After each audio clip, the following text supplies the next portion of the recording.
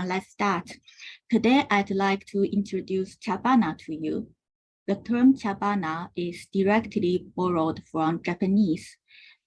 It's also called cha no hana or chashitsu no hana in Japanese. It means the ikebana of tea ceremony. Chabana is a special form of ikebana. I don't know if you are familiar with ikebana or not.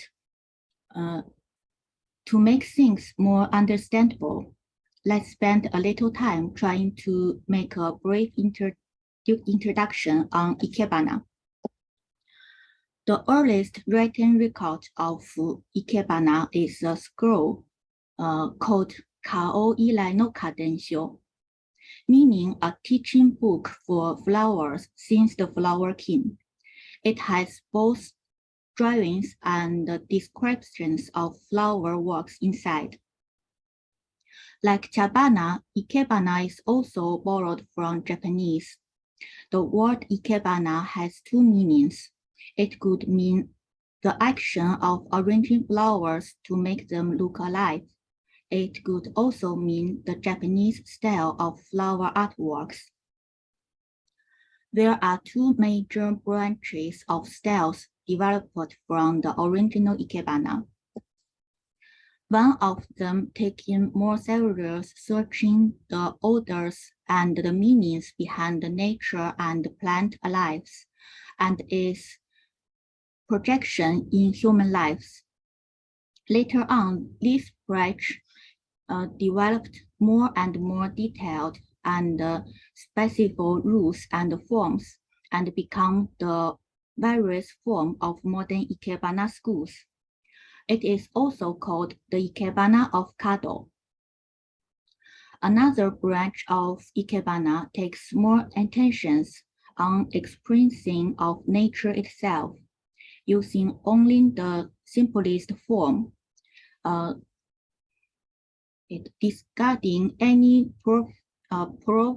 defined rules. This branch became the ancestor of Chabana. The tea drinking culture was first brought to Japan by a monk named Eisai during the Kamakura period. When tea culture first spread to Japan, both nobilities and monks adopted it. For those in power, tea ceremonies quickly became the showing off for fortune and power, with expensive and rare tea poppers, delicious food, and decorations. The tea ceremonies among the upper layer become more and more of a dinner party or a feast. Another tea ceremony called wabicha developed around the monks. They built the tea house, look narrow and shabby, use local-made rustic tea poppers and simple decorations. The most famous tea master of this style is Senno Rikyu. He is also the founder of modern Japanese tea ceremony. His descendants created Omote Senke, Ura Senke, and Mushakuji Senke, which are the three major modern Japanese tea ceremony schools. In the 7 rules for tea ceremony, Senno Rikyu has defined the basic principles for hosting tea ceremonies and describing tea rooms. The basic principle for Chabana is also mentioned in these rules. He wrote, Chabana should seem that it is still blooming in the field. The basic principle of decorating tea room is simplicity. Simple decorations help the guests to escape from their mundane anxieties to get close to nature and to their actual selves, to get more space for imagining and to put them to the best realization. There is a famous story for this principle from between Sendo Rikyu and Toyotomi Hideyoshi, the Supreme Minister of Japan at the time. The legend has it that there was a beautiful cluster of morning glory in Rikyu's backyard. Hideyoshi told Rikyu that he could like to visit Rikyu's house to see it. On the appointed day, when Hideyoshi arrived, he found that all the morning glories was cut off. Hideyoshi was very surprised and angry. Then he rushed into the tea room and demanded the explanation for Rikyu. The tea room was specially cleaned up and prepared to welcome Hideyoshi.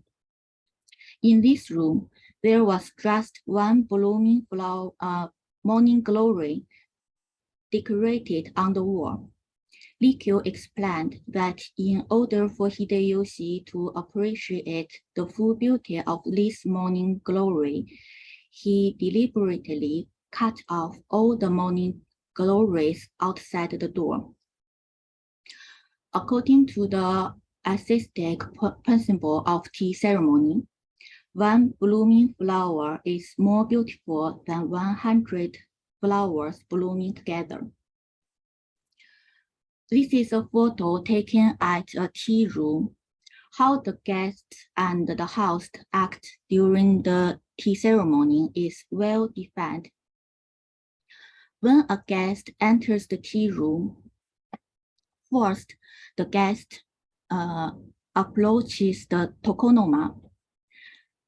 Tokonoma is a recessed space in a Japanese-style reception room. The guest will salute and start appreciating the kakejiku. Kakejiku means a hanging scroll. It is the important decoration of the tea room, so it is direct in the center of the wall. After appreciating the hanging scroll, the guest turns on the chabana. Chabana will could be placed in the middle or on side in the tokonoma, depending on what kind of the scroll is hanging on the wall. If the scroll extends from down to a top down, chabana will be placed aside on the tatami or hanging on the pillar. If the hanging scroll extends from side to side, usually chabana is placed under the scroll right in the middle. Chabana is quite often be described on usuida. Usuida is a thin board decorated in lacquer coating. Whether to use the usuida depends on what kind of the vase to use. When a powder or bronze vase is used, usuida is used. When a bamboo vase is used, usuida is not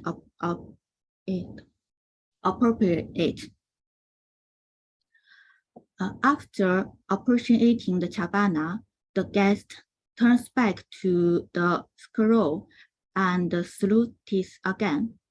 Then the guest stands up, moves to the place where the host later prepares tea and start appreciating tea utensils. The host chooses different utensils according to the season and the theme of the ceremony. For example, the host will use a heart on the ground during winter because it is under the tatami and closer to the guests, so it could make the guests feel warmer. When hosting a ceremony on summer, the guests choose a tea stove instead because it is farther away from the guests. Less heat is generated by the stove, and it could make the guests feel more comfortable. After finishing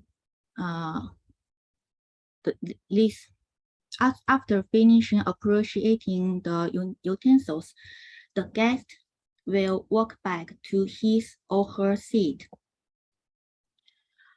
When all the guests enter their seats, the host enters the room, chatting with the guests and starts serving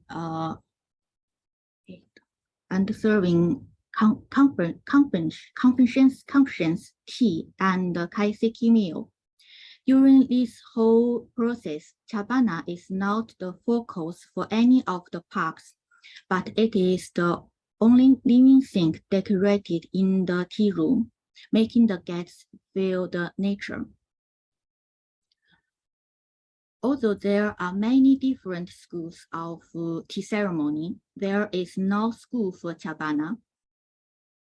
Because chabana is completely a personal creation of the host. Traditional chabana only use flowers from white grassland or from mountains and hills. Finally, I'd like to introduce the technique of chabana. It is called nageile, or directly translated as throwing in. Usually, a vase with small mouths will be used.